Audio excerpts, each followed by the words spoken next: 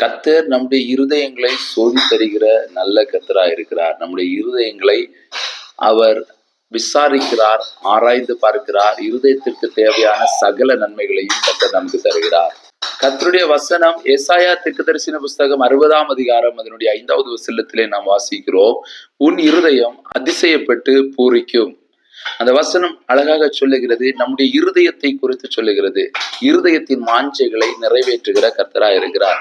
அது எப்படி அவர் நிறைவேற்றுகிறார் என்று சொன்னால், நம்முடைய இருதயம் அதிசயப்படத்தக்கதாய் மாத்திரம் அல்லாமல் அதிலே ஒரு பூரிப்பு என்று சொன்னால் எக்காலங்கள், கொண்டாட்டங்கள், செலப்ரேஷன் அப்படின்னு சொல்லி ஒரு நல்ல அர்த்தம் கொடுக்கிறது. அப்ப ஆண்டவர் நம்முடைய வாழ்க்கையில இந்த நாளிலே, இந்த மாதத்திலே நமக்கு என்ன ஒரு நல்ல வார்த்தையோடு நம்மை நடத்துகிறார் என்று சொன்னால், உங்களுடைய இருதயத்தை கொண்டாட வைக்க போகிறேன். எத்தனை பேர் வாஞ்சிக்கிறீங்க, என் வாழ்க்கையில ஒரு கொண்டாட்டம் வேணும், என் இருதயம் கர்த்தரில் களிகூற வேண்டும், என் இருதயம் கர்த்தரை துதிக்க வேண்டும். ஆண்டுடைய சமூகத்துல கர்த்தரை நோக்கி பாருங்கள், உங்களுடைய இருதயம் அதிசயப்பட்டு பூரிக்கும். இந்த நாள் பூரிக்கிற நாளாய் மாறட்டும். கர்த்தர் உங்களை ஆசீர்வதிப்பாராக. ஆமென்.